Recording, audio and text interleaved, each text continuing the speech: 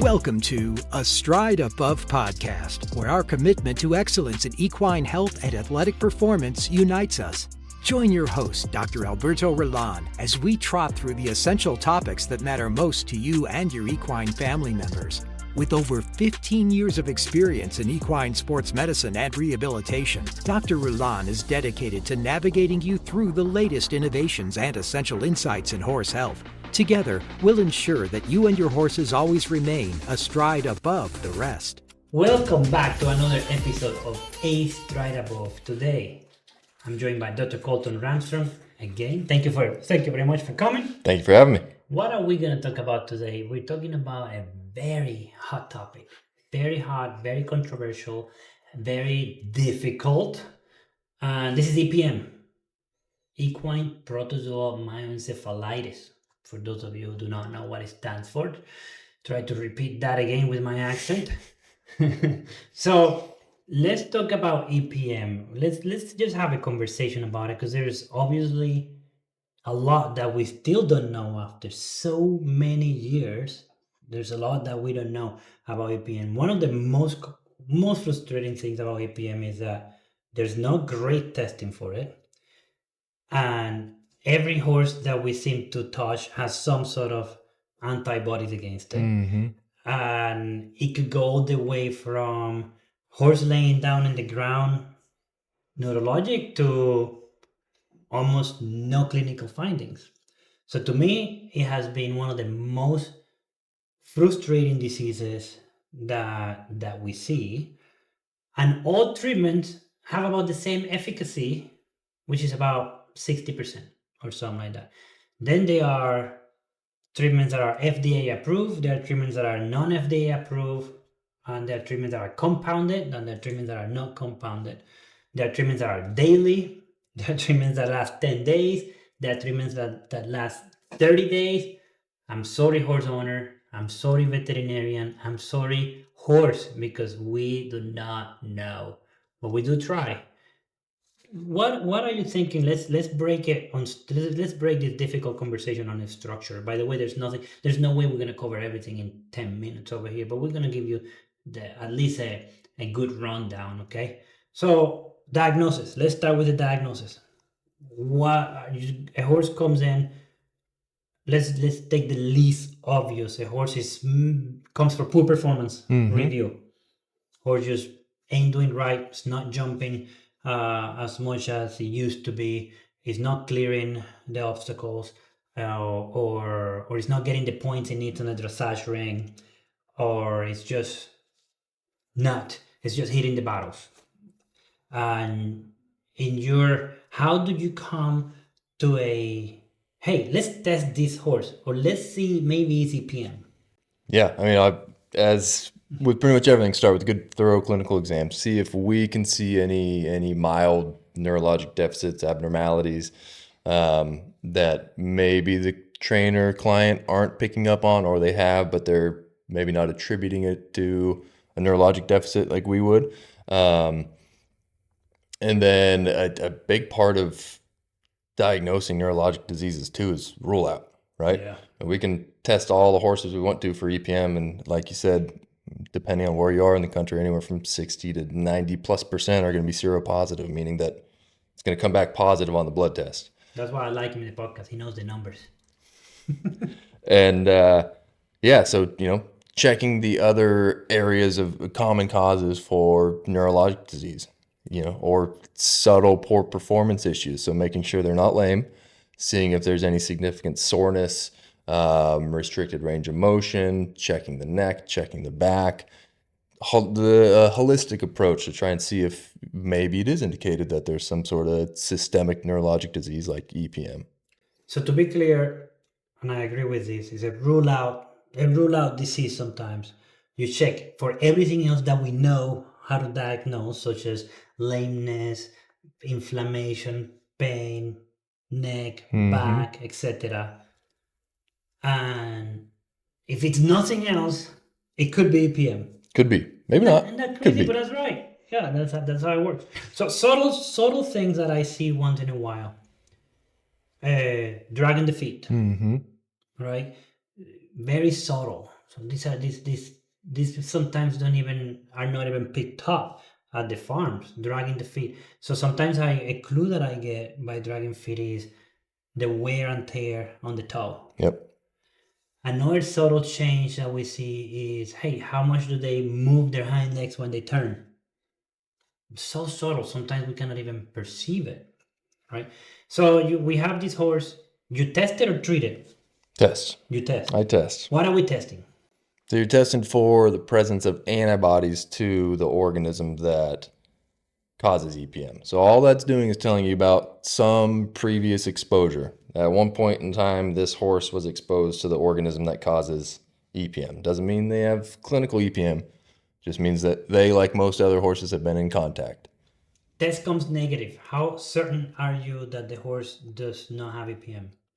I am fairly confident at that point, unless it's extremely acute. Acute means right 30 days, right? The antibody production for EPM should be within about 30 days. So if it's negative, then I keep that in the back of my head. Could be some long-term deficits, effects from a previous EPM infection. But if you have a good history on the horse, then a lot of times you can rule that in or out. So I just kind of pack that away in the back of my mind and then move forward and see what else it could potentially be. I agree. I do the same thing. Comes positive. What do you do? Comes positive. We've ruled out arthritis in the neck. We've ruled out any other infectious neurologic diseases, which most of those are going to be much more dramatic and severe than EPM, right? Like our encephalitis is West Nile, for example. Those are going to hit a horse hard. And if we're to the point where we're testing for EPM, having these conversations, that horse with West Nile would likely be dead. So we can kind of rule those out just by the case progression. Then, yeah, I'd start treating for EPM and say, let's recheck in 45 days, 30, 45 days. Yep. Sometimes the antibodies can stay high, but the clinical signs will improve. Yep. And that is mostly what we're looking for. Here we go. Treatments, plethora of treatments, so many treatments out there. Again, please, this is so controversial that I bet you that if you show this to your veterinarian or someone else, they're going to have a complete different opinion. Something that they will not disagree is that we don't know much about it. So let's treat. What are we going to treat with? Some people say, hey, I only want FDA-approved products. I only want the cheapest. Etc. What are the common treatments out there? Yeah, so I mean, the three common kind of core drugs, there's a lot more than that, but the ones that I'll kind of start with are the diclazerol, toltrazerol, panazerol. So diclazerol, panazerol are both of our FDA-approved medications, Marquis and Protozoal. Toltrazerol is the same family, same class of drugs, not FDA-approved. So that's one you can get compounded. Studies all indicate that they are all about equally effective. So I don't have too much of an issue if a client wants to go the cheaper route and go compounded, or if they are willing to spend the money and go with the FDA approved. I say, excellent. Well, I think we're going to get about the same efficacy from our treatment either way. And I think this is a great segue opportunity to talk about what does FDA approved means, because sometimes there is a public perception of what an FDA approval means, and I think I have a little bit of authority and experience on telling you about this because we have done 3 or 4 FDA studies. So just so you know, what FDA approved means is that there was more positive responses that there were no responses. So sometimes even a 51% response while the FDA was conducting the clinical trial, sometimes that's enough to cause an approval for the FDA. Why does it get so much respect? It's because the research that the FDA does is usually controlled, is blinded, meaning that the person evaluating the animal does not know what was the horse treated with, if it was treated with a sugar pill or if it was treated with the medication. So that's usually why the FDA gets a little better reputation on their studies because it is quite tedious and they're very well designed, the studies. The trick is that they only need 51% of efficacy to get approved. Okay, that doesn't mean that all of them are 51%. I'm just telling you the minimum requirement. Bear in mind that a lot of other products maybe didn't have the millions of dollars to do an FDA control study because it costs millions and millions of dollars to do that study.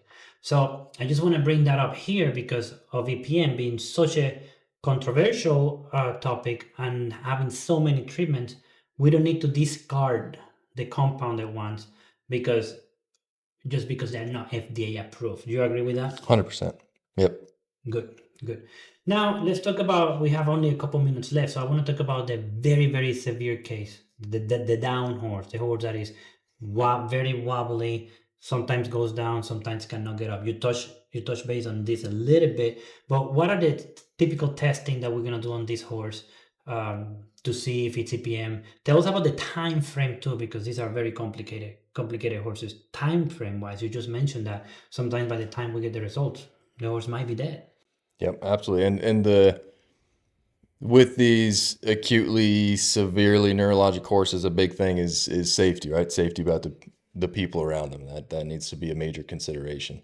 You have a 1,000+ pound animal that might fall down at any time.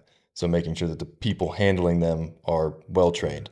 But yeah, big thing is see if they have a fever. A high temperature is going to definitely cue me more into some sort of a viral disease versus EPM. Now they can have a fever with EPM. It's just much less likely and more likely to be viral. But the timeline, yeah, I mean, you can do your tests, you can send them off. Even if you have a really rapid response from your lab, you're going to be getting them back in 2 days maybe. If you're lucky. Yeah. So at that point, it's supportive care, right? That's, fluids, anti-inflammatories, DMSO, everything you can do to try and support that horse, make them more comfortable. You can do empirical antibiotic treatment. It all depends on the what you're seeing on the ground. Mm-hmm. And it could be, like you say, if it has a fever, it could be encephalitis, it could be West Nile, it could be meningitis, it could be several other things as well. And in my experience, if they've been down for 2 days, it's very difficult to recover these horses. Very difficult. This was a quick rundown of what EPM is, from the most common to the least common. And send us your question if you have questions about this topic. Show this to your veterinarian and see if your veterinarian is in alignment with what we think or what we're saying. We try to bring you the research that we have and our own experiences as well. I get a lot of questions about EPM, a lot of cases about EPM, and by no means 14 minutes is a complete exhausted list, but it's pretty good. And I think we did a good job summarizing this. I appreciate that. Absolutely. I hope we did. Good. Come back for another episode of Stride Above. I hope you have a fantastic day.